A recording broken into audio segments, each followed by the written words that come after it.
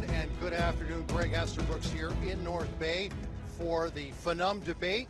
As the leaders arrive, there's Doug Ford, Stephen Del Duca of the Liberals, Andrea Horwath, of course, of the NDP, and Mike Schreiner of the Green Party of Ontario, all arriving here in North Bay for a historic debate at the Capitol Centre, talking about specifically Northern Ontario issues. Good afternoon again, everyone, and welcome. I'm Greg Esterbrooks of Your TV, North Bay. Welcome to this historic debate. To my right, Mr. Paul Shotman, who's the Mayor of St. Charles, which is between North Bay and Sudbury, and also the first Vice President of the Federation of Northern Ontario Municipalities. Paul, on the delegates' minds this afternoon, it's very rare to get the four leaders face-to-face like this. Oh, definitely, and we're extremely proud that they took time out of their campaign to come to Northern Ontario, to listen to the issues that are in Northern Ontario, and to give us their perspective of what they can do for Northern Ontario. Obviously, there's a group of red flag or hot button issues you want these leaders to address this afternoon. What are they? Main one is healthcare, and then infrastructure. Those are the big main issues. Healthcare, we know it's shortage of doctors, shortage of specialists, the wait times, all of those issues. I want to ask you about the price of fuel, because you're in a rural area. I mean, there's diesel has gone way up. Regular gasoline has gone way up. It's impacting the biggest cities, but it's also impacting the smaller communities like yours. Yes, definitely. When you look at the diesel, price of diesel was $1.40 just a couple of months ago. Now you're at $2.40. It impacts the public works. All the heavy equipment runs on diesel. So yes, that is going to have a huge budget impact now. It goes right down to you. You told me you operate a farm. Yes, definitely the same thing. On a farming issue, diesel and fertilizer are big inputs that we have to put in, and the costs are just through the roof. Now, Phenom has been in North Bay for a couple of days for this conference. For the members, for the delegates that are here, what has this conference meant to this group, and to have these leaders here, what has that meant to you and this group? So for us, it shows that the leaders are willing and listening to Northern Ontario issues. And the delegates are happy to have them here today to do this debate and to hear what they have to say for Northern Ontario. All right. Thank you very much, Paul. Appreciate it. We're going to head now to the stage, and Danny Whalen, who's the president of Phenom, to open the festivities, so to speak. Enjoy the debate. Welcome, Phenom delegates, and welcome to the members of the public up in the balcony. It's a pleasure to have you, and I welcome you to the 2022 Northern Ontario Leaders Debate. We wish to thank the party leaders for joining us today to listen and respond to questions of regional importance to Northern Ontario. Phenom and our sister organization, Northwestern Ontario Municipal Association, asked for and received many more questions than we will have time for today, but we will share the rest of them with the party leaders later on. We have a distinct and unique challenges in Northern Ontario, where approximately 6% of Ontario's population is spread across nearly 90% of the province's landmass. There are 154 municipalities in Northern Ontario. 87% of Phenom's members are being from municipalities with less than 5,000 people. And 55% of our members have a population less than 1,000 people. Today we share our voices as one, and the province is here to listen. Now it is my great pleasure to introduce our moderator, an individual who has been in many of our homes and vehicles as host of Morning North, CBC Radio's morning show for Northeastern Ontario. Marcus has been with CBC Radio for more than 30 years, starting in Saskatchewan, then hosting the morning show in Prince George, BC, and for the last 25 years at CBC Sudbury. Marcus says Sudbury is as far the south he's ever lived. So I'd like to welcome Marcus Schwabi.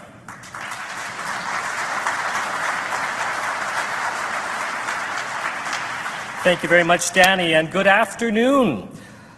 Now, this debate is organized by the Federation of Northern Ontario municipalities.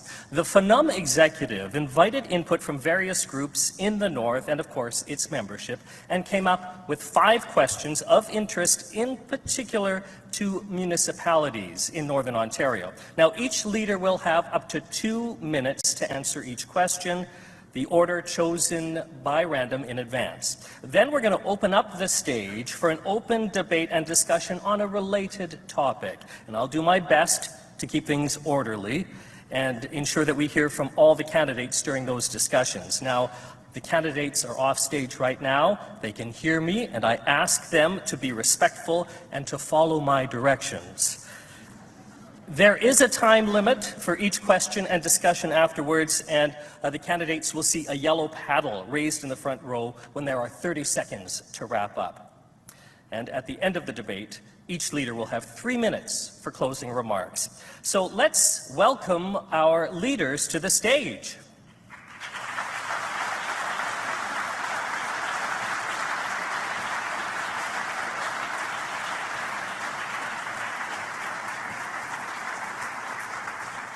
Now, the organizers of this debate asked for the parties to provide short biographies to introduce each party leader, which I will read.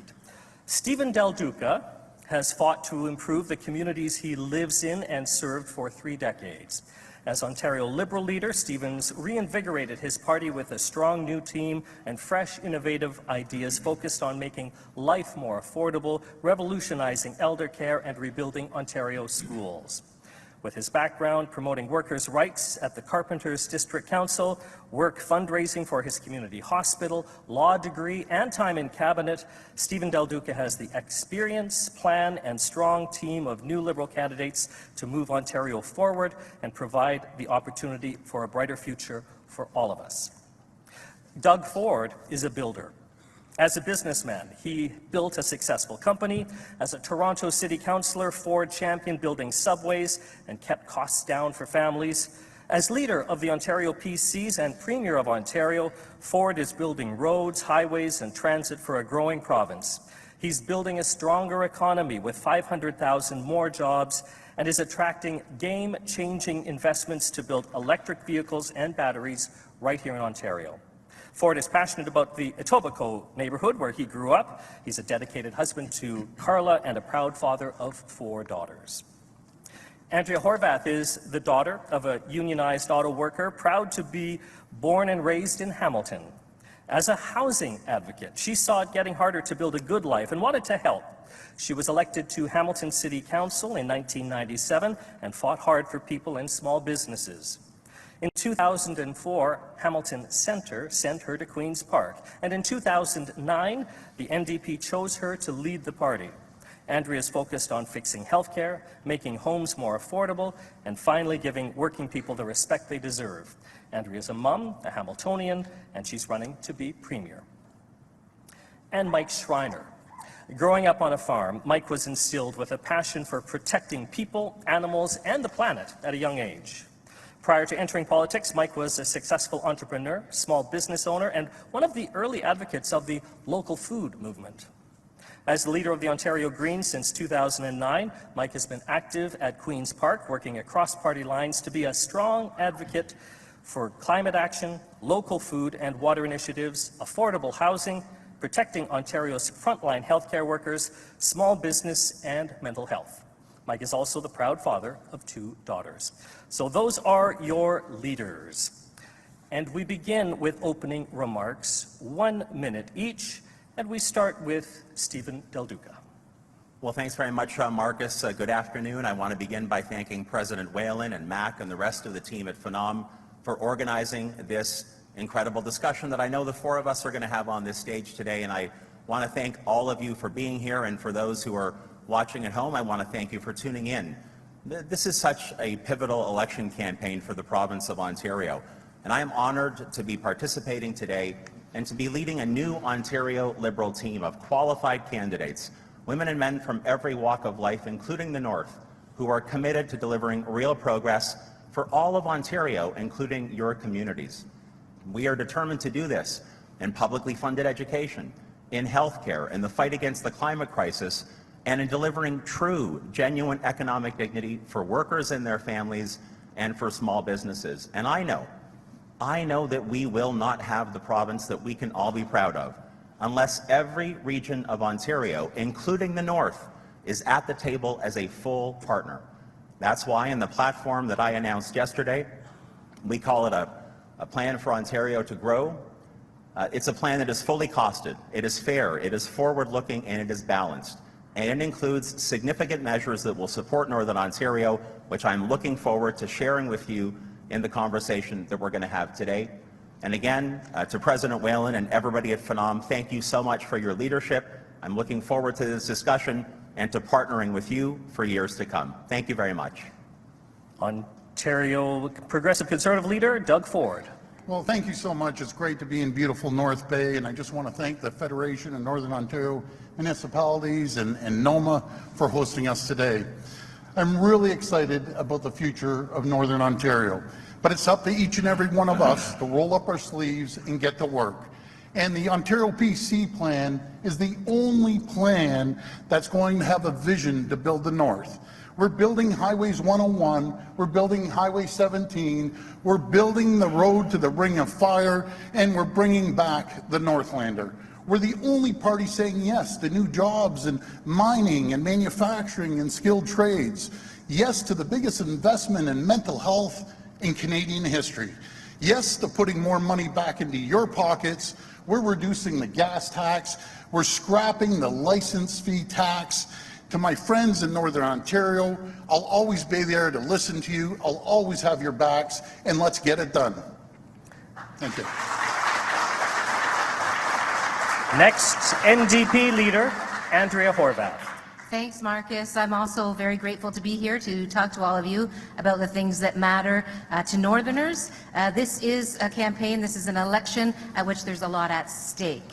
I think the question is who's going to finally fix the things that are broken in Northern Ontario. And I know that together we can do that, whether that's a healthcare system, making sure that hallway healthcare and highway healthcare is dealt with, making sure that we tackle that opioid crisis to give hope back to families, bring great jobs to Northern Ontario so young people stay here, as well as make sure that life is more affordable for Northerners, because we know everything is much more expensive here in the North. The current, or I guess the gentleman beside me, Mr. Ford, he spends a lot of time prioritizing his buddies, and it's the rest of us that end up paying the price for that. They get everything they want, and you pay for it. Liberals had 15 years, and they ignored the North. They sold off the Northlander. They sold off Hydro One, or they shut the Northlander down. They sold off Hydro One. They closed schools in your communities. So this time, let's come together and finally fix the things that matter to Northerners. I'm not going to promise the moon and the stars, but I do get Northern Ontario. And I know that after 20 years of Liberals and Conservatives, there's a lot broken. So let's get together and start fixing it. Next, we have Green Party Leader Mike Schreiner. Thank you, Marcus, and thank you to the Federation of Northern Ontario Municipalities for bringing us together for this important discussion. It is now or never to address the climate crisis, and we can do it in a way that addresses the cost of living crisis that's only gotten worse over the last 4 years. We need new solutions to old problems. We cannot afford to wait to address the issues that matter to you. The Ontario Green Party are offering those new solutions. The pandemic has revealed the cracks in our systems of care, from our jobs to health care to housing affordability to mental health. The Ontario Greens have a plan not to paper over those cracks, but to fix the foundation of this province. We know that we can create new career and better job opportunities for people by being a global leader in the new climate economy. We know we can address the housing affordability crisis because people should become before speculators. We know we can address the mental health crisis by making mental health services available through OHIP. And we know that we can address the needs of Northern Ontarians, protecting the people and places we love, building the Northern Ontario each and every one of you want. That's the leadership Ontario Greens provide in this election, and the choice is yours. So we begin with a question from Phenom. In Ontario, all municipalities struggle with their budgets. Budgets that rely on property taxes to pay for everything from clean drinking water to roads, and those roads and bridges are in need of repair. The only way for municipalities to fund their infrastructure deficit is either by raising property taxes, charging user fees, or by growing and increasing their tax base. Toronto, on the other hand, has the Toronto Act, which gives that city revenue tools that generate nearly $1 billion annually. That's 20% of their revenue. So the first question goes to Doug Ford. Will your government commit to giving all municipalities the same tools that Toronto has, or will you commit to work with AMO to revamp the outdated property tax system in the next 2 years?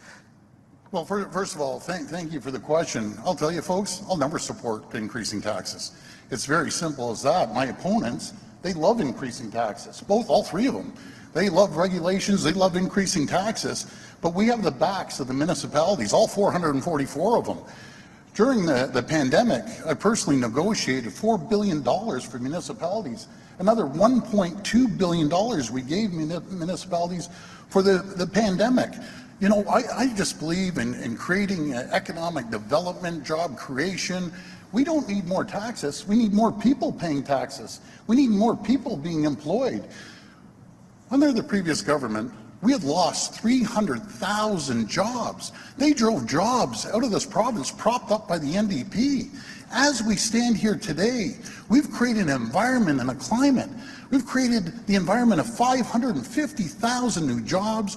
We have 338,000 more jobs just waiting for people to fill them.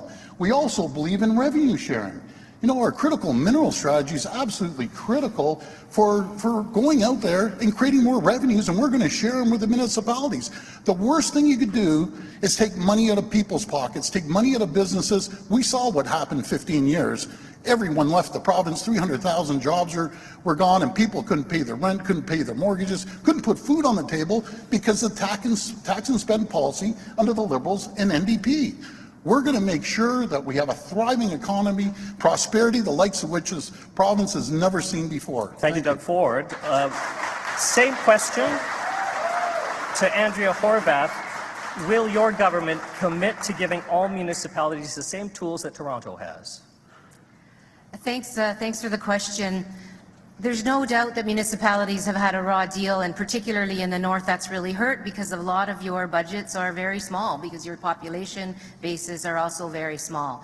With the downloading that the Conservatives started in the 90s and that the Liberals didn't deal with after 15 years in government, I know that it's tough, and I know that it's tough to get those culverts and bridges and roads in good repair, and I also know a lot of municipalities aren't able to provide for their residents the kinds of amenities that people want to see in their communities, things like the hockey arena, things like the community center where kids can get exercise, where seniors can get some socialization. Those things are important to communities, and when I think about what needs to happen in northern communities, I also think about the cost of housing, and I think we all know that the affordability of housing is out of control, and adding more costs to young people that are giving up their dreams already of ever owning a home is really something we need to consider.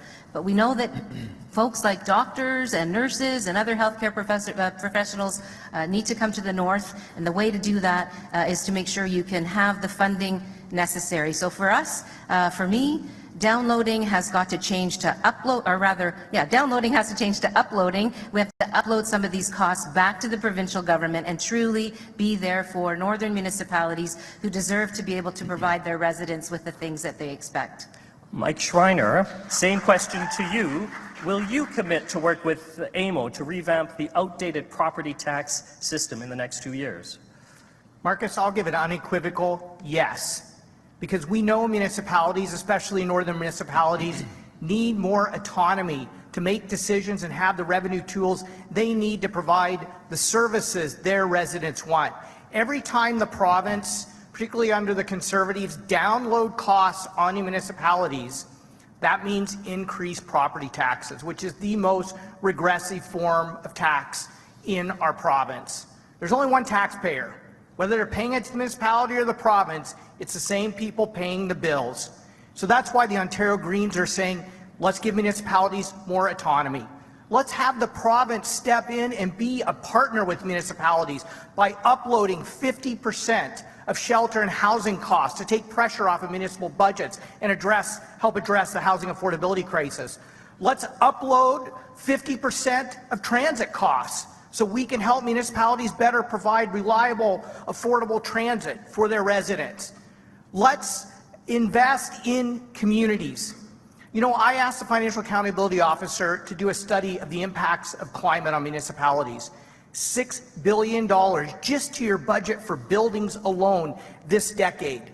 It'll even be more when you think of highways and transit and rail lines and other infrastructure. That's why the Ontario Greens are the only party saying we will commit to an $8 billion municipal climate adaptation fund, so those costs do not fall on the backs of property taxpayers, and so that we work together collectively as an Ontario to ensure that no municipality is left behind. No municipality, especially those in the north, don't have the revenue and the resources they need to take care of their residents. Thank you, Mr. Schreiner.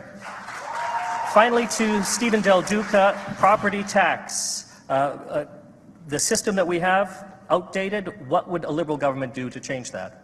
So look, the short answer to the question is yes, of course, a new Ontario Liberal government would partner with municipalities across the province and, of course, in the north to make sure that the conversation we have about how we fund the services that our families rely upon, a conversation that does need to include the federal government as well, would occur in partnership with municipalities. I'll also point out that in our Ontario Liberal platform, A Place to Grow, we did say that a provincial government led by me would share 5% of the mining tax with northern municipalities, and I've also already committed to undoing the damage that a Conservative government did a generation ago when they downloaded highway, road and bridge infrastructure to municipalities, including in the north, by having a conversation about which of those pieces of infrastructure should be uploaded. I think about Kenora, where I've had the chance to see exactly how tough it's been for local property taxes to bear the burden of carrying the maintenance costs for that infrastructure.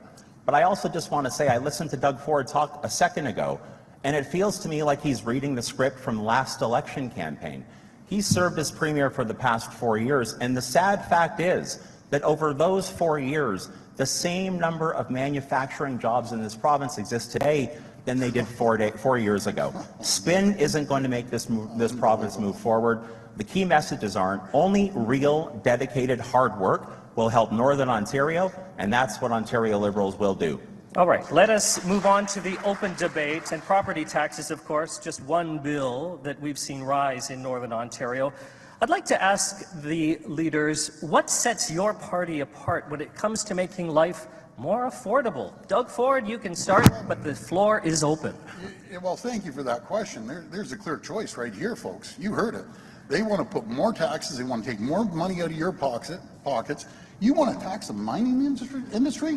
How do you think that's going to thrive? You tried that. You tried that last time, Stephen. No, I know. And you chased 300,000 jobs out of the province. What we want to do, we want to create the capital of electric vehicles in North America.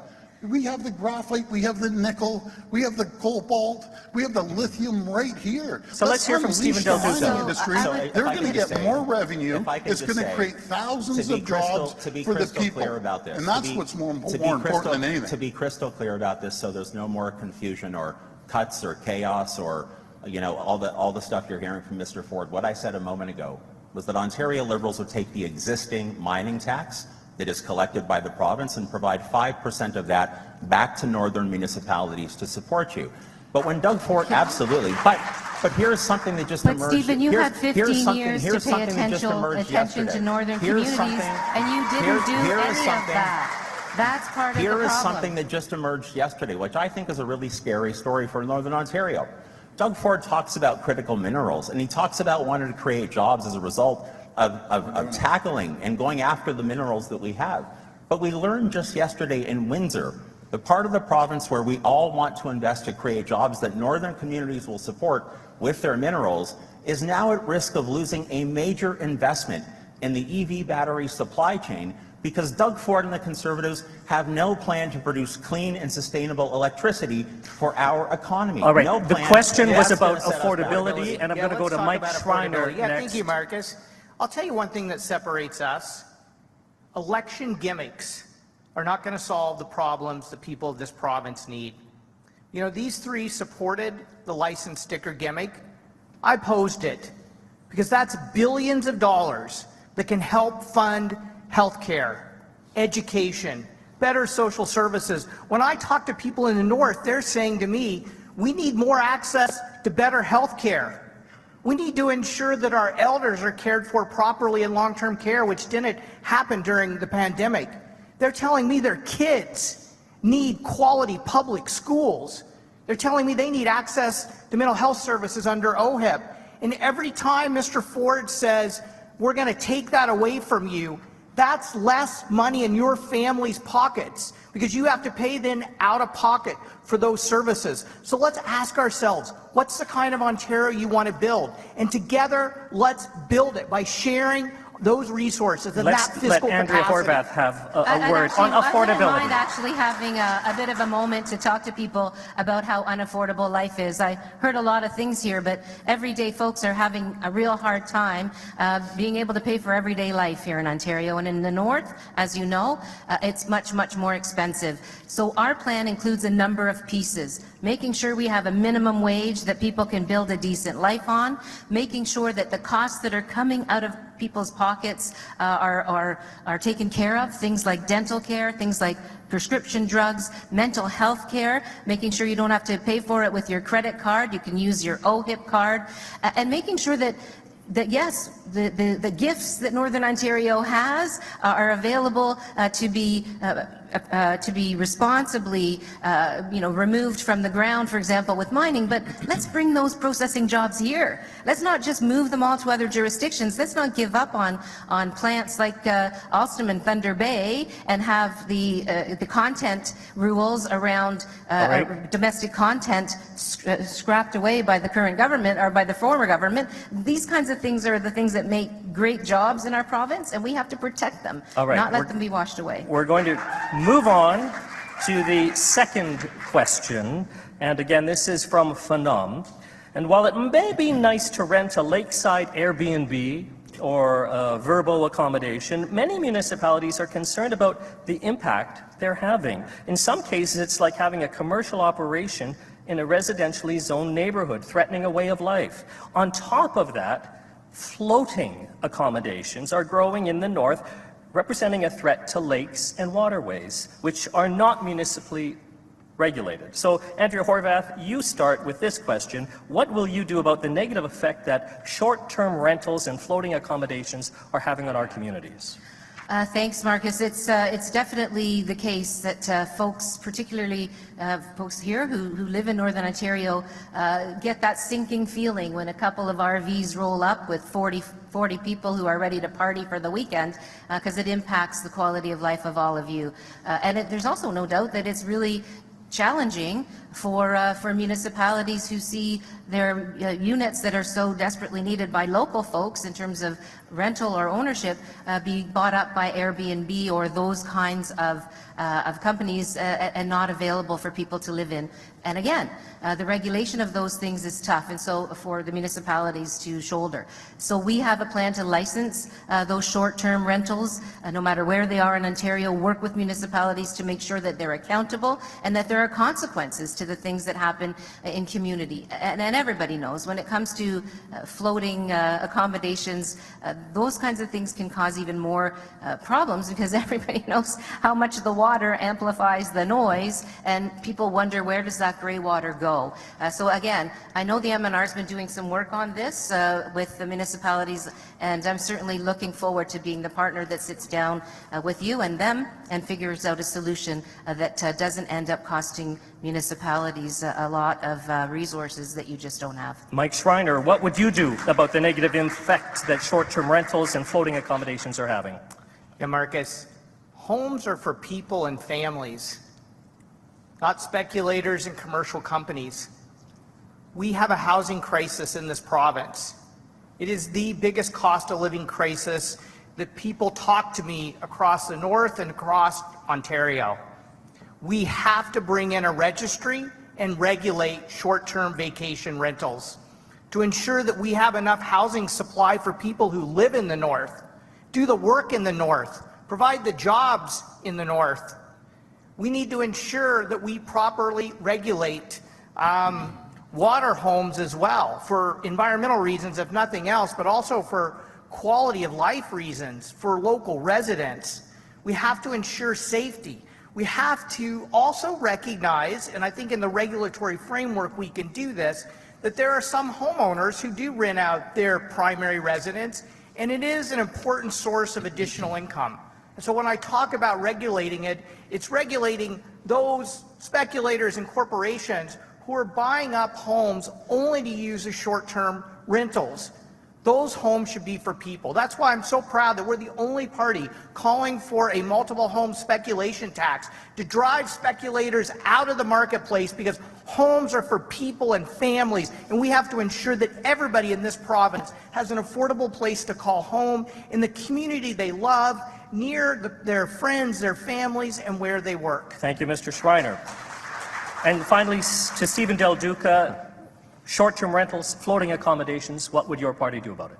Well, it's such an important question. Earlier today I was chatting with Tanya Raybosch, our candidate here in the riding of Nipissing. I heard from her and others at that event about exactly how disturbing the situation is, that the stories being told about people who are coming up from further south here in the province of Ontario and elsewhere, who recognize the incredible natural beauty and all of the amenities that exist here, but are doing it, as both Ms. Horwath and Mr. Schreiner have said, from the standpoint of speculation. And in the midst of what is the worst housing affordability crisis that our province has ever seen, we can no longer allow the simple forces of the free market, as much as I believe in the free market, in the midst of this kind of crisis, to sort through this and still defend what you hold dear, and still preserve the character of your local neighborhoods, your communities, and make housing affordable and accessible for you, or your kids, or your grandkids. So working very closely with municipalities, including, of course, across the North, working with, as was pointed out, the federal government through the Ministry of Natural Resources, Ontario Liberals would want to look for creative ways to make sure that the unique character of your communities is being preserved, while at the same time you're able to access the kind of shelter, the kind of homes that you should be able to have access to through various forms of creative regulation. Thank you. Doug Ford, what would your party do about short-term rentals and floating accommodations? Well, first of all, we love Ontario. It's the most beautiful jurisdiction anywhere in the world. We encourage people to come up and spend their money in tourism. We did a tax credit for vacationers anywhere in Ontario, upwards to $400 per family. But I asked the people that are renting, and it's not all big corporations that are out there. These are people that need additional income. Be respectful. Very simple. You don't go there with 30 people and jumping up and down, doing cartwheels. Be respectful. Treat it like your home. But these same people will go into town and they'll go to the restaurant. They'll go into the local stores and generate more jobs and generate more revenue. So, you know something, I always consult with the municipalities, which I have. We have some great representatives running. We have, I believe, 6 mayors running in the north. And I consult with them. I consult with the other mayors. And you can't compare North Bay to Thunder Bay, up to Kenora. Everyone has their own jurisdiction and everything's different. So I'd consult with the municipalities. We are going to open up now for discussion. And still on the topic of accommodation, I know the price of a home is expensive in Southern Ontario, but prices are going up in Northern Ontario as well. So Andrea Horwath, we'll get you to start this open discussion so anyone can jump in, but what does your party plan to do to make housing more affordable in the North? You're absolutely right, Marcus. The housing affordability is a crisis all over Ontario and in Northern Ontario as well. And already, young people are walking away from their dreams of ever owning a home. And of course, that means people leave the communities that they love to find something more affordable. In some cases, move great distances away from loved ones, away from a family. So what we need to do is really take seriously the housing crisis. It started under the Liberals. It got worse in the last last 4 years. So we have a number of measures, including helping those first-time homeowners with their down payment, making sure we tame the speculation that Mr. Schreiner was talking about before. These are things that we put out in our housing platform some time ago now. Mike Schreiner, would you like to jump in? As well, affordable thanks, housing Marcus. is another piece that I think Mike and I agree on. Affordable housing is necessary for those that can't afford to be in the market. Thank you, Marcus. So last June, the Ontario Greens put out a housing affordability strategy that the Toronto Stars called a masterclass plan in delivering the solutions Ontarians need. Because we have the ambition and the courage to take on speculation in the housing market. Because we are going to be honest with people about how we can build 1.5 million homes through zoning changes that make it easier to have duplexes and triplexes and quadplexes, tiny homes, secondary suites, a whole range of housing choices for people, so we don't force young families into long, soul-crushing commutes just to afford a place to call home. And quite frankly, in the mid-90s, the provincial government got out of funding nonprofit, co-op, and other community-based housing solutions. We have a costed plan that would get government back into it, committing to building 160,000 deeply affordable homes Mike, I just across want to the interrupt. province, It's been very including quiet those on here. this side of the Marcus, stage. can I just add one more thing? I'd like to really take exception to Mr. Ford. We all support the tourism industry. There's lodges, there's hotels, there's motels, there's all kinds of accommodations for people in the north to come up here and enjoy the beauty and the community of the north. Let's do that without taking people's homes out of the housing marketplace. Stephen Del Duca, did you want to jump in here? Yeah, absolutely. So the Ontario Liberal Plan for Housing, first of all, over 10 years, 1.5 million new homes across the province to go right at the heart of the housing affordability crisis, and that would include thousands and thousands of new homes being built right here in Northern Ontario. We would partner with municipalities around limiting or eliminating exclusionary zoning practices, and I'm talking specifically about homes that are 2 stories and contain 3 units. We would go after the speculators because Ontario's mayors have told us and said publicly that there are currently 250,000 at a minimum homes that could be built across this province that have building permits and approvals in place, but landowners and speculators are sitting on those waiting for the prices to go up so they can make more money. This is a crisis. We can't afford that. We would also create the Ontario Home Building Corporation that would unlock current surplus provincial government land to build homes. Would do the same with underutilized strip malls and commercial and industrial properties, again, because of the nature of the crisis that we're facing.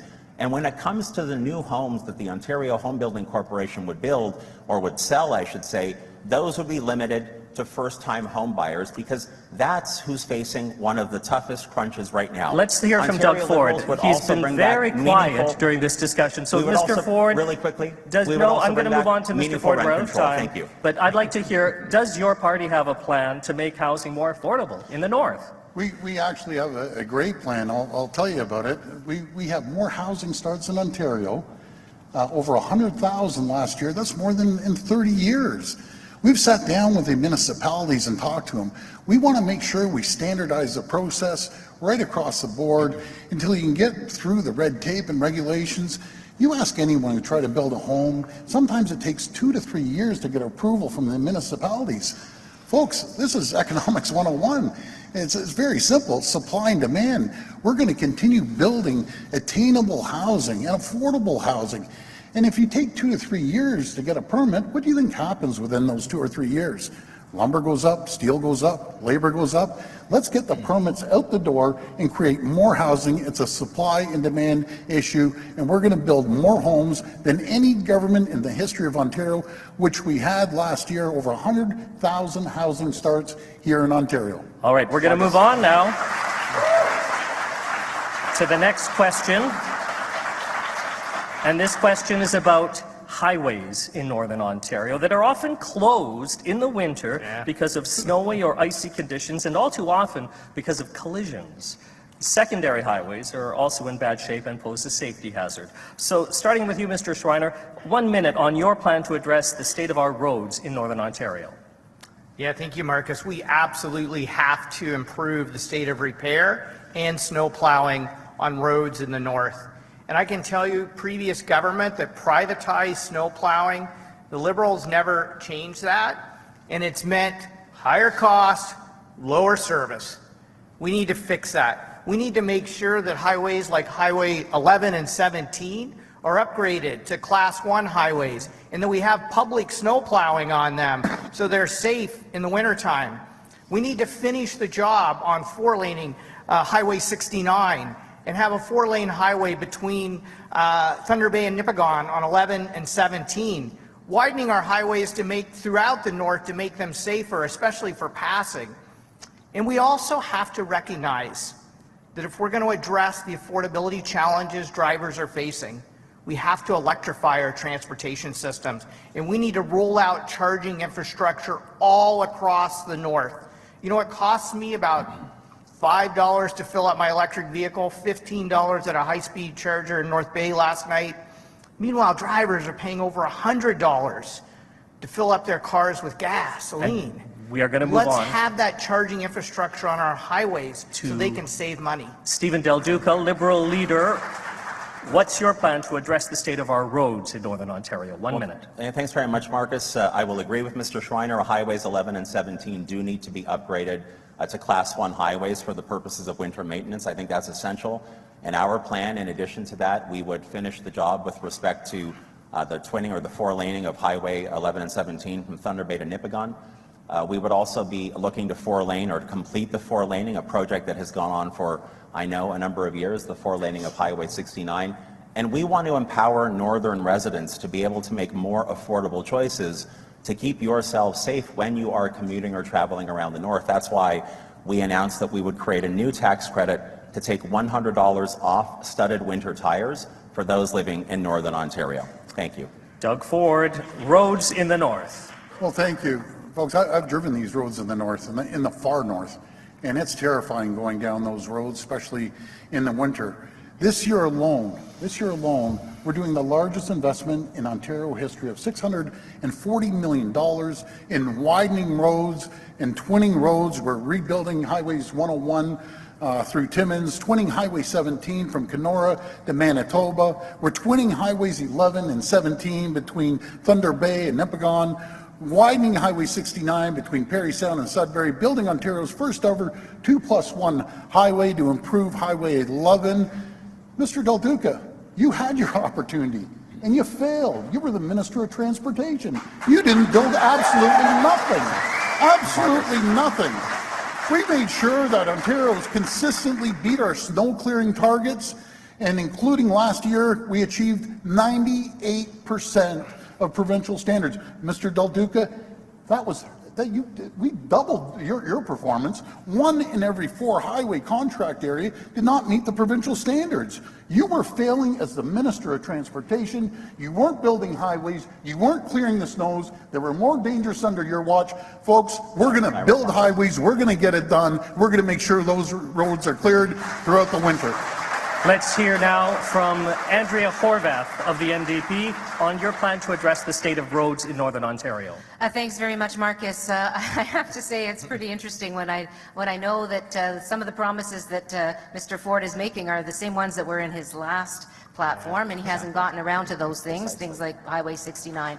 Our folks in Queen's Park have been pushing the Ford government for years now, every year that they were in office, to fix the problems with snow removal on northern roads. Why? Because we all know that northern roads are literally your lifelines. I mean, you really can't do much without the northern roads being in not only a good state of repair and adequate and safe, but also safely maintained. So Guy Bergouin put forward a private member's motion to make sure those Class 1, those roads, the Highway 11 and 17, for example, are classified as Class 1. Your transportation minister plugged her ears and didn't want to hear about it. Big highways to mansions in southern Ontario that are going to pave over farmland and wetlands, but help your buddies are not going to help northerners with their winter road maintenance. We're going to open up the floor now, and I know that Stephen Del Duca, you're itching to address some of the comments made. I'll let you do that. And if we want to add, still with transportation, the Ontario Northlander, passenger rail service, if you each want to jump in about that, but we'll start with you, Steve Del Duca. Go ahead. No, for sure. So let me say on the Northlander, Ontario Liberals in our platform are committed to restoring the rail service to You the broke north. it in the first place. We are. You canceled it. Well, we are. But Wow. can I just? 10 years later. Can I please just echo one thing that was said a moment ago? I've stood here so far this afternoon and I've heard Mr. Ford talk as if he hasn't served as Ontario's Premier for the past 4 years. Virtually every highway project that he referenced, and you know this, from 1117, which, by the way, my dear friend Michael Gravel fought hard to start the work on, Highway 69 from Parry Sound to Sudbury, work that is well underway. And none of them are done. If I can just finish, fixing and dealing with contracts that were poorly structured that date back in terms of privatization for winter maintenance to a previous Conservative government. Here's the bottom line, though, and Ms. Horwath is right about this. Doug Ford wants to spend $10 billion of your money as Northern residents, my money, Ontario's money, to build a highway 60 kilometers on the edge of Toronto that's going to destroy the Greenbelt farmland and wetlands and save only a handful of commuters mere seconds on their daily trip. That's billions of dollars that we would invest in public education here in the North and beyond, but it's also money that could be allocated to make your life better and more affordable. And why? Why is Doug Ford determined to do that, obsessed to do that? It's not about delivering progress. It's about making the richest, his friends, his political donors, even richer. And he should be embarrassed to step here tonight or this afternoon and talk about Northern highways when he wants to waste $10 billion of your money to reward a select and very wealthy few instead of making your life better in the North. Well, Mr. Del Duca, very, very simple question. Why did you cancel the Northlander? And Ms. Horwath, you propped them up. You propped them up, so you were supporting canceling the Northlander, and you canceled it. Why did you cancel it? So really quickly. Marcus, could I just ask a quick question here? Yeah, so Mr. Ford is right about that. It's a direct but I have question. a question for Mr. Ford. Yeah. Will you actually bring back the Ontario Northlander? You promised it promised that in your last platform and didn't deliver. 4 years. We need the Northlander, and we also need expanded bus service from Ontario Northland for intercity bus connections. Are you actually going to do it this time or not? We're actually the only government that's bringing back the Northlander. I was up there. We're actually on the train, and we're moving forward with the Northlander. And you know, I want to get credit to the hometown boy here, Vic Fideli. He's been preaching about this Northlander from day one. We're getting the job done. The difference is, folks, we're spending $157 billion on infrastructure. We're building roads, we're building highways, we're building bridges. Ms. Horwath, you'd be out in the middle protesting with protest signs on the highway with all your protesters because you're anti-development, you're anti-infrastructure. I'm about getting it done. I'm about building this province. You're about your buddies, Doug. And that's exactly what we're going to do. Andrea Horwath, go ahead. Andrea. We've watched the movie before, and Mr. Del Duca seems to have deja vu all over again here. They closed schools in Northern Ontario, making your kids go from the school they were used to a school a couple of towns over on buses for very long trips. That's what Stephen Del Duca's Liberals did. They closed the Northlander. They sold off Hydro One. He wants to say that they're a new party now, and I get it. He doesn't want anybody looking in the rearview mirror because they left a wreck back there in Northern Ontario. But Doug Ford has had 4 years, and things have gotten worse. He promised the Northlander. It's not here. He promised Highway 69. It's not here. The road maintenance continues to be literally a death trap for people. I've talked to so many Northerners who say that the long-awaited medical appointment that they finally had, because they can't get service here in the North, they couldn't go. They had to cancel because the highway was closed because his government refused to maintain the highways at a level that anybody else in Ontario would expect. Okay, but we somehow have to move on. not Northerners. Not Northerners. We need to move on to the next question from Phenom.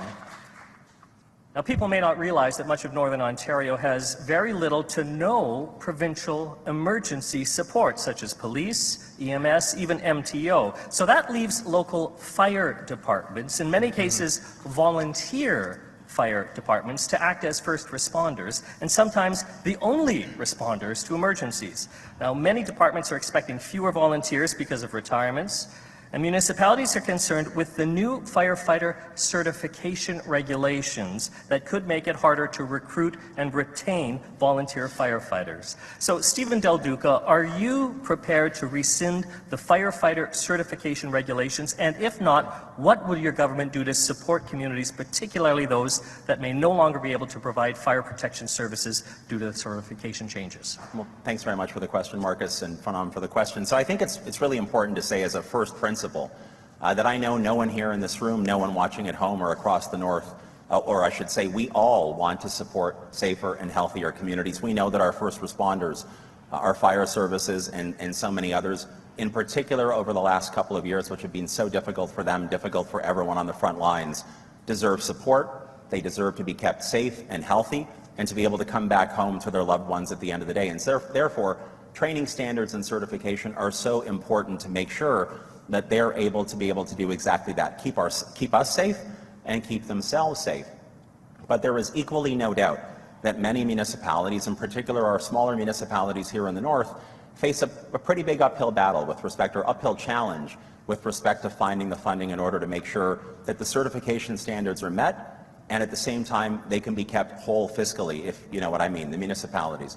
That's why an Ontario Liberal government, as I said earlier, in response to the issues relating to revenue sharing and revenue tools, would work closely, in particular with the smallest municipalities who will face a big challenge, to make sure that we're able to meet the standards to keep ourselves safe in all of our communities, and at the same time not be taking a very tough fiscal position and making it dramatically worse. It's about partnership, it's about collaboration, and supporting community safety together. Doug Ford, what would your party do to support communities that may not be able to provide fire protection services because of these certification processes? Well, first of all, I want to thank all the first responders, especially the last couple of years. They've done an incredible job, and no one supports those first responders more than I do. They know it, and I know it. No matter if it's the firefighters, the paramedics, or the police. When it came to the firefighters, the Liberals had a one-size-fits-all. You know, it's the downtown Toronto approach, and we just took a different approach. So these firefighters would have to send 2 or 3 of their platoon members a 14-hour drive or 16-hour drive to one area to get trained. We took a different approach. We took a mobile unit, and we're going from town to town, and we're training the whole platoon. And instead of taking the downtown Toronto approach, and the last time I checked, I haven't seen any 40, 50-story buildings in the north. So, you know, we have to be what the community wants, focus on what they need, no matter if it's car extraction to get certified on that, or exterior fires versus interior fires. But I'll tell you, to the firefighters, I'll have your backs all the way. I'll take care of the municipalities. If there's additional burden on the backs of the small municipalities, I'll give you my word, we're going to take care of the municipalities, and we're going to take care of the firefighters. They're all absolute champions, in my opinion. Andrea Horwath, are you prepared to rescind the firefighter certification regulations? Thanks, Marcus. One of the things I think that is clear is this regulation is yet another cookie-cutter approach that doesn't work for northern communities. And so when we look at firefighters, there's not a single firefighter that I've ever met that isn't committed to not only the safety of the communities that they protect, but also the safety of their colleagues. But when it comes to the regulation, we have communities in Northern Ontario that are very small, and they're completely serviced by volunteer firefighter folks who are already usually working full-time somewhere else. I think of Elk Lake. 500 people live in Elk Lake. It's an entirely volunteer force. About 198 northern communities are completely volunteer.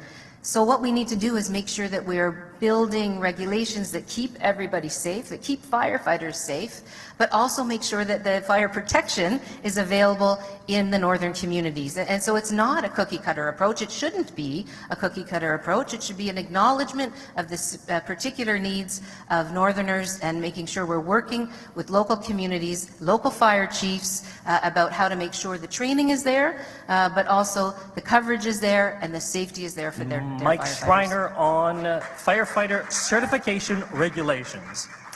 Yeah, I just want to say from the bottom of my heart how much I appreciate firefighters and all first responders, especially over these challenging last 2 years. And we absolutely have to make sure that firefighters are safe. We do need minimum safety standards to ensure you come home at the end of the day, to ensure that you have the skills and the training and the support to protect the people you love in the communities you live. You know, I fought against Mr. Ford closing the Ontario Fire College in Gravenhurst. I thought it was a huge mistake. Our candidate in Perry Sound Muskoka, Matt Richter, and I said, you know what, this is a vital resource for training for firefighters across the province, especially in the north. And we know now that the privatization of these regional training centers are actually increasing the cost for municipalities and may actually deter people from going into becoming firefighters, especially volunteer firefighters. So we need the province to step up with funding and financial support to support those municipalities. And I want to close, I know I've only have a couple minutes here, but this is for folks in the south. Last summer, 793 hectares of northwestern Ontario was on fire. That's the size of the Greater Toronto Area, to put that into perspective from folks. The largest fire season in the history of this province. The climate crisis is here, and we have to ensure that the people are there to protect us, have the tools and resources and training to get the job done. Thank you, Mr. Schreiner. I'm going to pivot here a little bit for the open debate, because perhaps the biggest emergency the province has had to deal with is the pandemic. So, Doug Ford, how would you rate your government's performance during the pandemic? And for the other leaders, what, if anything, would you have done differently? Mr. Ford. Well, first of all, you know something, there was a lot of challenges. We were going around the clock, and I just want to thank our frontline healthcare workers and everyone from the grocery store clerks and the truck drivers that were delivering goods. I've never ever seen the Ontario spirit come together like I saw under this pandemic. And I'll tell you, folks, there were some challenging times and really tough decisions. I remember one time when it first started, and you really find out who your friends are around the world, and it's every country for themselves, make no mistake about it. And the pandemic preparedness from the previous government, when I went into the storage room to find out we didn't have any PPE, and I'll never forget that I went out there and I called out for help for the companies all around Ontario. In 2 days, 26,000 companies came up. 2 days, and we stood up a whole sector within a couple months. We were producing our own PPEs, we were producing face shields, and so obviously you think you did a great job. Mike Schreiner, well, you were in the legislature. The people of Ontario How did would a great you job. characterize the government's response to the pandemic? You know, Marcus, in the early days of the pandemic, there was a lot of cooperation and collaboration among all four parties at Queen's Park. It was actually one of our best moments as a province. And that started to break down when the government wasn't following the science and the data to the extent that it should have. And it's unfortunate, because I felt like we were in a moment we could take politics out of the decisions. But when the chair of the science advisory table said if you open up too fast, it's going to lead to a disaster. And that's exactly what happened in the spring of 2021. And then the government's response was to bring back karting and close down playgrounds. And so those types of judgments, I think, were wrong. And if we had had a vision of how we could put goals out there, what we were all working together for, and continue to follow the science, follow the data, be transparent with people about the decisions that were being made, I think we could have maintained that four-party unity to get us through the biggest crisis this province has ever faced. Andrea Horwath? Thanks, Marcus. I just want to start by acknowledging and agreeing with pretty much everything that Mike just said, but also it's important to acknowledge and recognize just how many people lost so much in this pandemic. There was a lot of tragedy. There were a lot of people who lost their dreams, small businesses that papered up their windows forever, families who lost loved ones, tragic deaths in long-term care, and we saw parts of the province that got ignored by the government. Let's just take a moment, though, to recognize that over 4,400 seniors lost their lives in long-term care because this government, this Premier, when he was in office, promised an iron ring around long-term And care what would you have that done never differently? showed up. And so I would have been protecting the seniors in long-term care, hiring 10,000 PSWs like Quebec did, like BC did, but Mr. Ford didn't want to spend the money. I've kept the schools open by making sure that we were reducing class sizes, making sure that testing was available, and getting our kids a chance to learn. In Ontario, children in this province had the longest amount of time out of school of anyone in North America. I want Doug Ford to respond, and then we'll go to Stephen Del Duca. To support our kids. You know something, We'll come to you. I'm a little shocked and disappointed what I heard from my two colleagues. Well, we were in a full-out battle. We were working collaboratively with all 444 municipalities. We were able to stand up the PPE. We were able to get 3M. I went after President Trump like no one ever went after him because he cut us off with 3M. And you know something? We worked with the federal government. Your counterparts, Mr. Del Duca, worked with us hand in glove, nonstop. I was on the phone every single night with the Deputy Prime Minister, working and collaborating together. And you know something? Everyone pitched in. And if you want to look at the numbers, you look at the sheer numbers. We were leading in every single category in North America, supporting everything we could do. We were throwing billions of dollars supporting small businesses. And as for the long-term care, we were creating 30,000 new long-term care beds under the Liberals in 15 years, folks. 600 long-term care beds. We've created 30,000, we're hiring 27,000 new PSWs, we've hired 8,000 new healthcare workers. All right. We've put more money Mr. into Ford, healthcare than ever in the history of this province.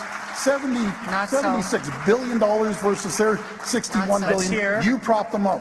Let's hear from the Liberal leader, Stephen Del Duca. Last word on Well, this thanks topic. so much. So first of all, let me just say, some valid criticisms were raised, constructive and valid criticisms by Ms. Horwath and Mr. Schreiner. And I listened closely as Mr. Ford talked about collaboration amongst levels of government, which I will say here, I think is a very good thing. And I think we can all afford to see more of that. So criticisms were already levied here today. I would echo those. But let me just talk about where we go as a province from here. Because surely by now there should have been lessons that we've all learned, not in a partisan way, but we've learned as 15 million people who call this province home about our own ability to face capacity challenges, our own ability to build up our resilience. So, for example, in our platform, we have the call for a public inquiry into the COVID response, not to lay blame.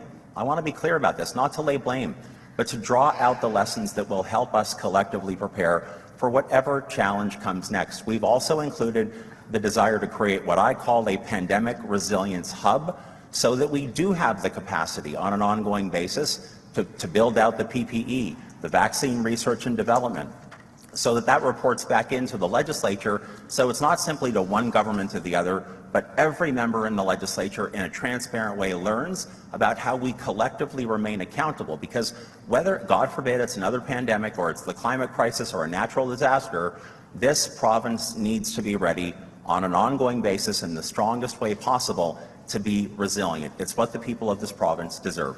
Mr. Del Duca. It is actually what they deserve, but I do have to say, you didn't learn the lessons from SARS. It was your government that didn't restock the PPE, and long-term care was on its knees when this government, when Mr. Ford's government took over. That's how the long-term care became so vulnerable. Now, quick response, Mr. Del Duca. He was Quick cutting when he response. took office, but that's why we need to make sure we're investing in the things that people really need, 20 seconds. like home care and long-term care. Again, Marcus, I just have to say lessons that need to be learned, and Mr. Schreiner pointed this out and he's right.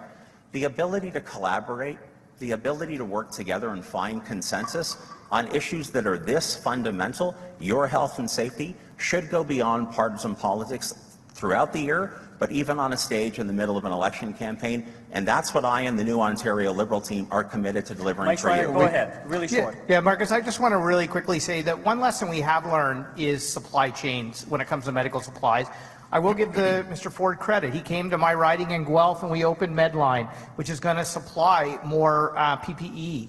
But now I'm going to ask Mr. Ford, will you stand up for nurses and PSWs and frontline healthcare workers and commit to removing the wage restraint on them, because we've all All right, called we'll them let heroes. Doug Ford respond to that, Can we do because that? Can we do that? we're going Work over here. together on that one, Marcus. Go ahead, Mr. Ford. Would you like to respond? Well, I'd love to respond. We have a strong plan. We're the only government that has a plan. We created 3,100 more acute care beds than we've ever had. We're investing $40 billion, with a B, $40 billion, building new hospitals and revamping hospitals right across this province. We have never, ever seen that. Now let's talk about the PSWs. Under the previous Liberal government, propped up by the NDP, they ignored the PSWs. They're the hardest working, underpaid people I've ever seen throughout this pandemic. It's like you haven't been we Premier made for sure 4 that they years. have a $3 an hour It's increase. like you haven't been And Premier let's for talk 4 about years. the great nurses that we have that helped all of The us great throughout the nurses are pandemic. leaving their The great profession because of your nurses, actually, the disrespect. great Beds are nurses, we great, gave but without Can I healthcare finish providers, that? beds are nothing. All right, We we're gonna need move healthcare on. We're gonna providers move at on. the We actually bedside, gave the and you've been nurses to disrespecting them. And we have a $5,000 human retention resources crisis. pay. I call it a thank you, a 7.6% increase. They want a There's no raise. province All in the right. entire country Thank you, that Mr. gave Horwath. our nurses a You're keeping their wages 7.6% low. Thank you, Ms. increase. Horwath. I love our nurses. I love our Keeping their wages PSWs. low. All deserve a right, raise. last topic is related to healthcare, and that's the last question. Your responses initially, if you can keep them to less than a minute because we're running tight for time, but I have this preamble about Phenom commissioning the Northern Policy Institute to look at the state of mental health, homelessness and addictions in Northern Ontario. And here's a quote from that report. "We face unique challenges compared to the rest of the province, which the provincial government must consider before establishing a new standardized and centralized system of care. While the roadmap to wellness addresses many addictions and mental health issues in Northern Ontario, the implementation and delivery of these services must look different in the North for them to be effective." And the report goes on to say, "There is robust support in Northern Ontario to establish a Northern Centre of Excellence for mental health and addiction." So, starting with you, Doug Ford, will your government establish a Northern Centre of Excellence for mental health and addiction? Well, as soon as I came into office, this issue is extremely important to me. It's personal to me. I've seen addiction in my family. I understand what the families go through. And when they have someone addicted to any, be it alcohol or drugs. But I'll tell you what we created. We created the first minister of mental health and addictions.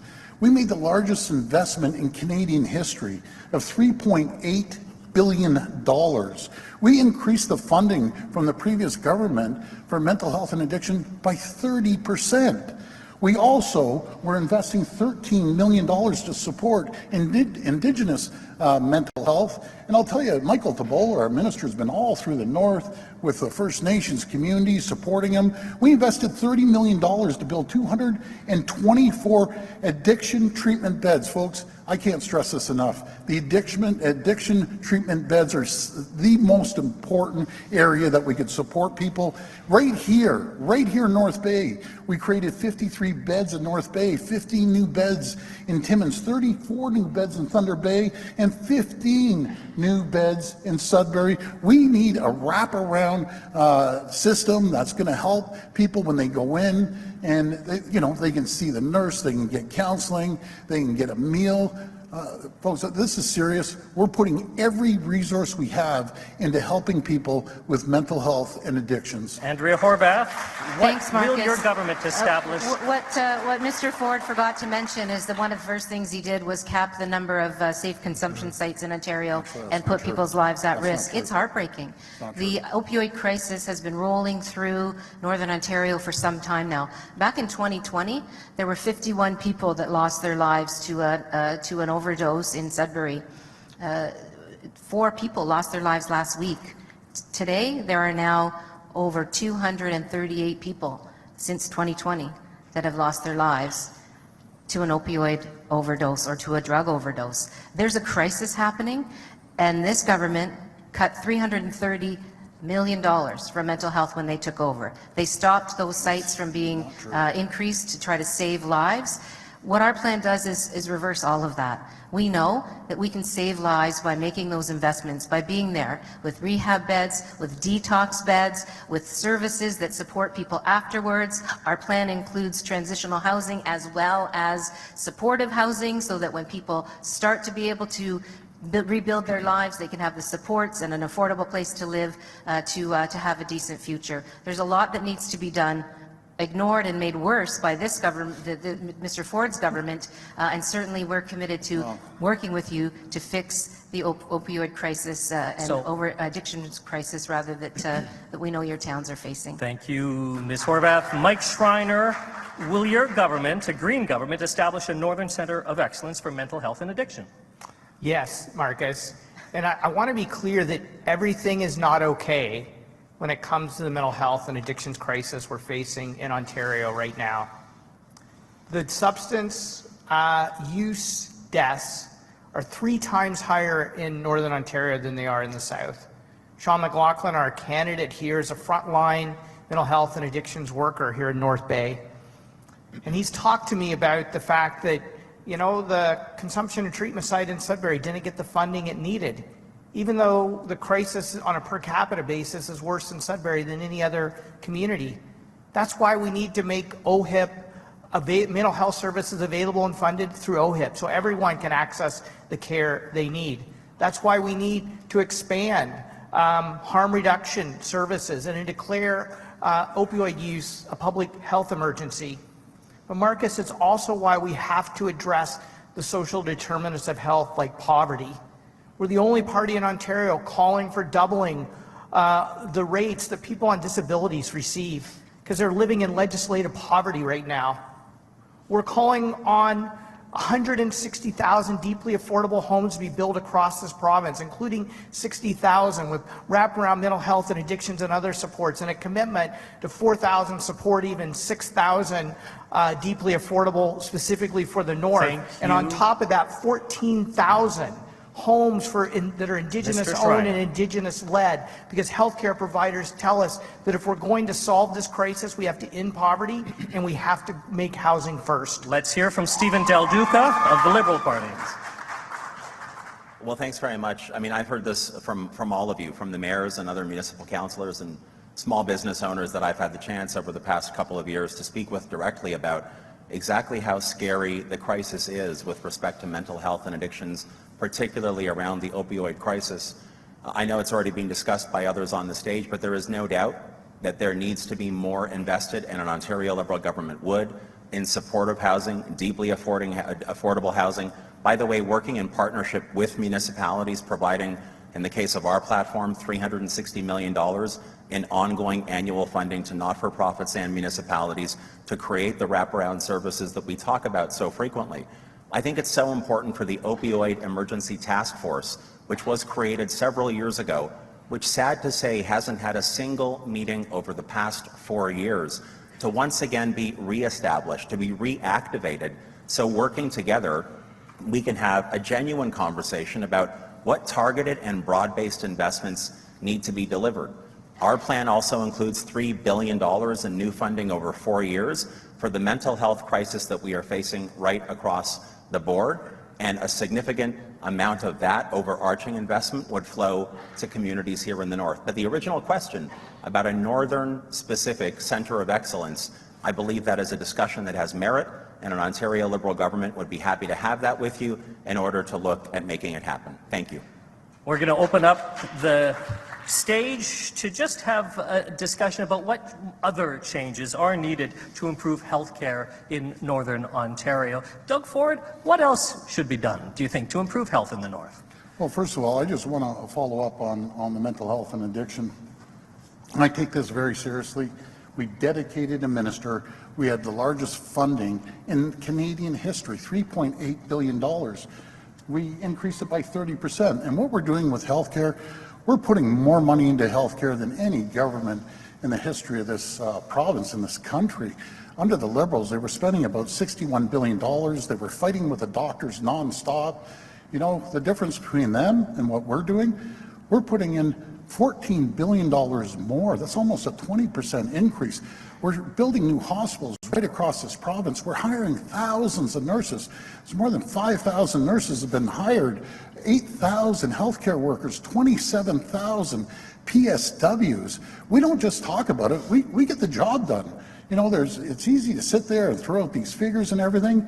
You look at the numbers, look at the budget. We just put forward an incredible budget, folks. I encourage you to look under the health budget and just go back a few years. Under when Ms. Horwath was running the province along with Mr. Del Duca. That's where they brought us to the brink. getting old, Doug. It's getting They old. brought the Stage is healthcare, open for they brought the discussion. healthcare sector Marcus, I to just the want to brink. say, Folks, I you can want to talk say to any to the senior- 28,000, I want to say to the 28,000 young people who are on a wait list to access mental health services right now, that averages 18 months, sometimes 2.5 years. I've had painful and gut-wrenching conversations about parents desperate to access mental health services for their children. And then when they're able to access them, they can't afford it. That's why we need to make mental health services available under OHIP. That's why we need to have the funding commitment in place, which the Greens have made, to reduce youth wait times to mental health services to less than 30 days.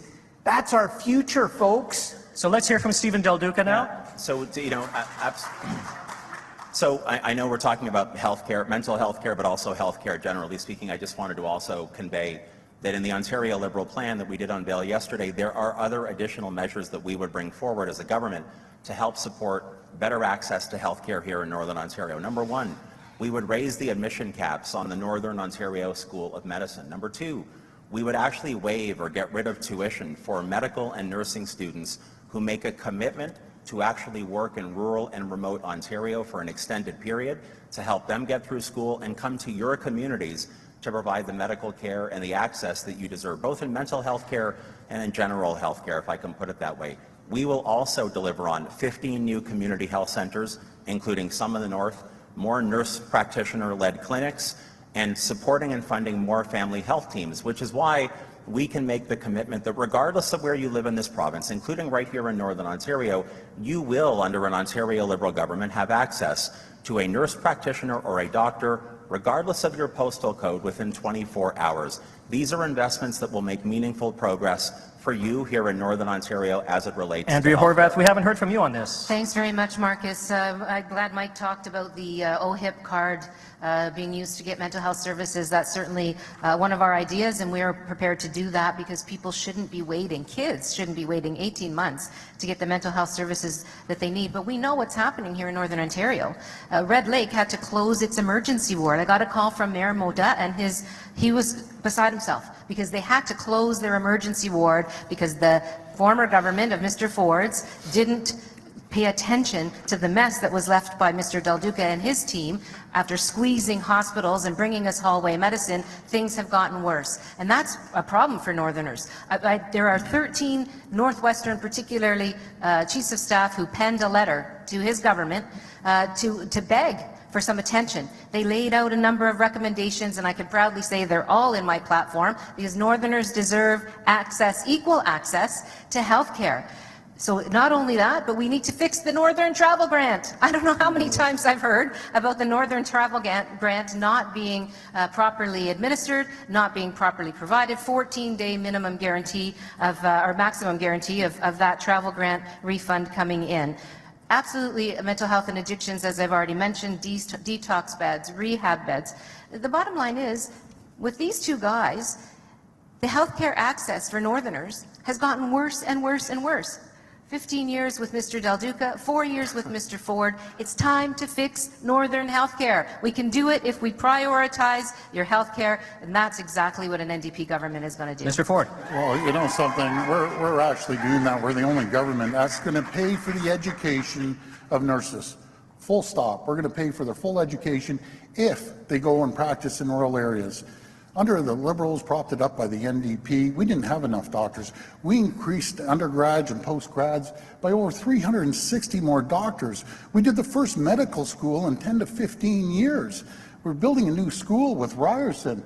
We're pouring money into healthcare, into HHR, Health Human Resources, the likes of which the province has never ever seen. All you have to do is, if you call up any CEO, I don't care what hospital it is, and ask them if they've had more love, more attention, more contact, a direct phone number to me, every single one of them, my personal cell number. Just ask them who supported them the most.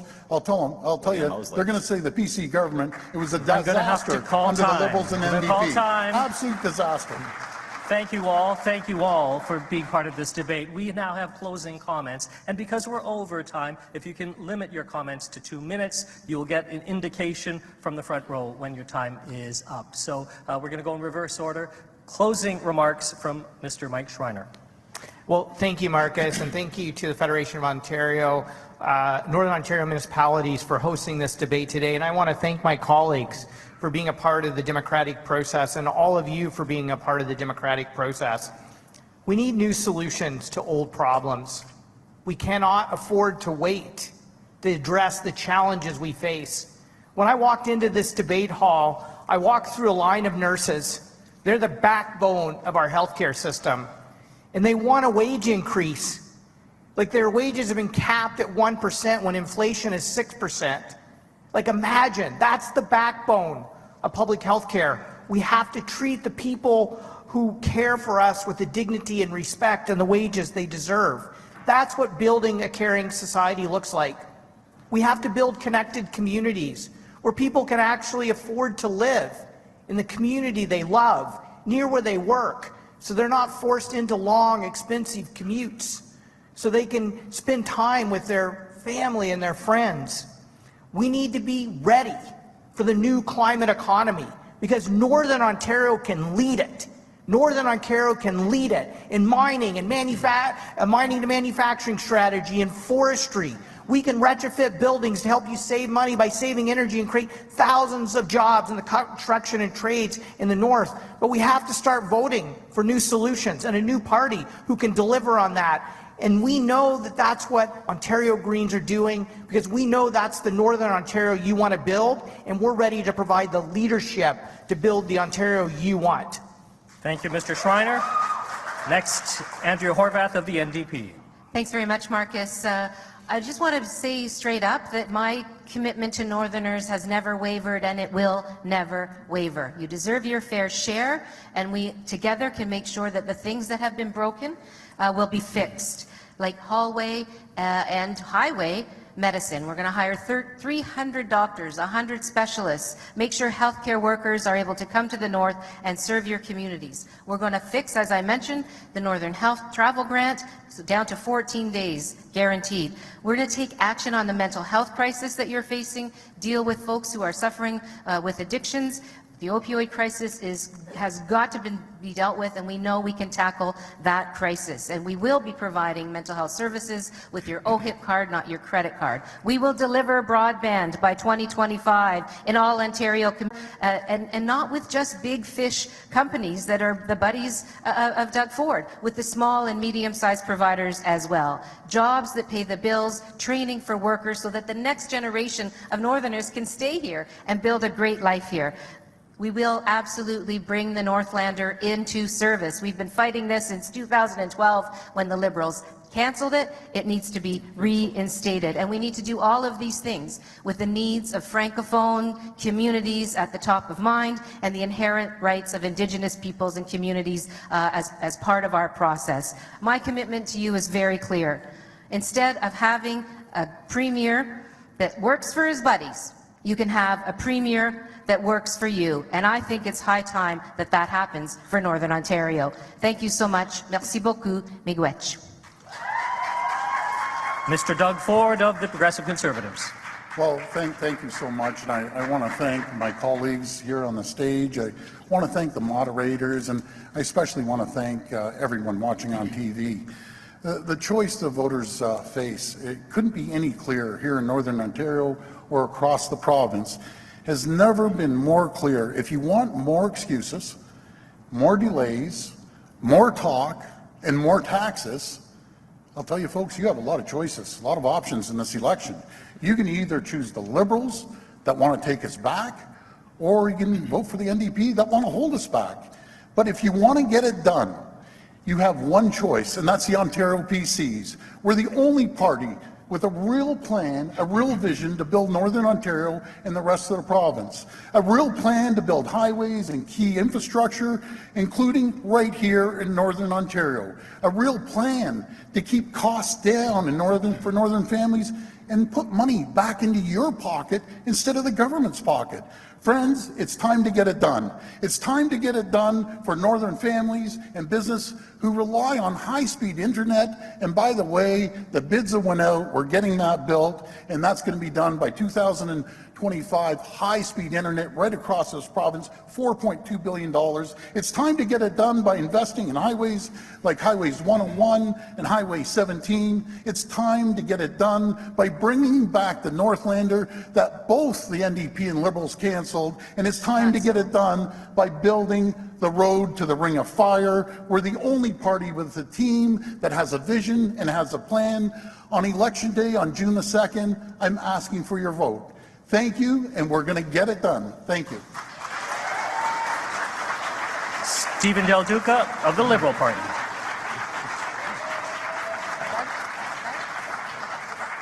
Well, thanks very much, Marcus. Great job, as always, moderating. I want to thank Phenom, Noma, everybody who's here with us today, and of course those who are watching from home. So I'm going to finish out my remarks today. I didn't get the chance to talk about this earlier, just to give you a quick understanding of why I'm here, why I'm in this fight, why I came back to politics. I think often about my family on this campaign trail. My wife and I are raising 2 daughters. They're in grade 9 and grade 5, attending publicly funded schools where we live. I think about my parents. Mom and Dad came from different parts of the world, like so many Canadians. They're in their 80s now. They're aging. They're still at home, thank goodness. They do experience some challenges from time to time. I think about the magic of Ontario, where we all, each and every successive generation, has a fundamental obligation to honor the sacrifice and the legacy of those who came before us, our parents and grandparents who gave us everything, built everything for us, and to honor that sacrifice by setting up the next generation for success. And I refuse to accept that my parents' sacrifice should be squandered and that my daughters should have less opportunity growing up in this province than I did a generation ago. That's why the new Ontario Liberal plan will invest in publicly funded education everywhere. Grade 13 is an option, smaller class sizes, better school buildings, healthcare, in particular seniors care, that lets people like my parents and many of you here in this room stay at home for life and have real dignity. Puts workers and their families at the center of the decision-making processes that we make and supports the mom-and-pop small business entrepreneurs that give all of our communities the character that we love. This is a positive, forward-looking plan for Ontario's future, for Northern Ontario's future, and you have my commitment that I will work as hard as I can, relentlessly in fact, to deliver the kind of Ontario I want my daughters to grow up in, I want your kids and grandkids to grow up in. You have my word that I will be relentless in the pursuit of this progress for every part of Ontario, including, of course, the North. Thank you very much for having me here today. And thank you to all the leaders, and thank you for being here and for watching and being engaged in politics in Ontario. It is up to you to make a decision next month on the government you would like to see take us forward in Ontario and in Northern Ontario. Thanks to the folks at Phenom for inviting me to be the moderator this afternoon, and I'd like to call upon the Phenom President, Danny Whalen, for the closing remarks. Thank you very much.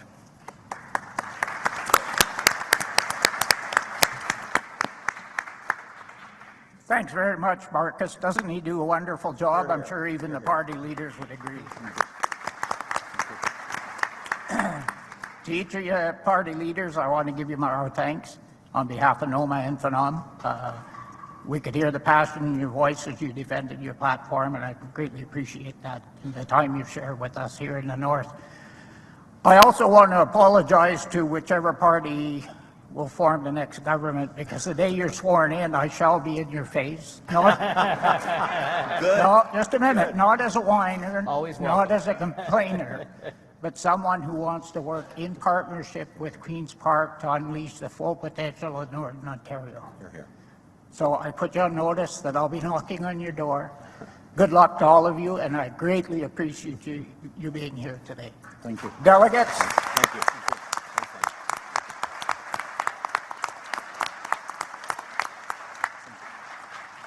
I want to thank the members of the public that are up top and all of the delegates. Check your agenda. The buses will be available for you. And of course, the leaders, there shall be an opportunity for a scrum should you wish to participate. Thank you again. Thank you. Thank you, everyone. Thank you, everyone.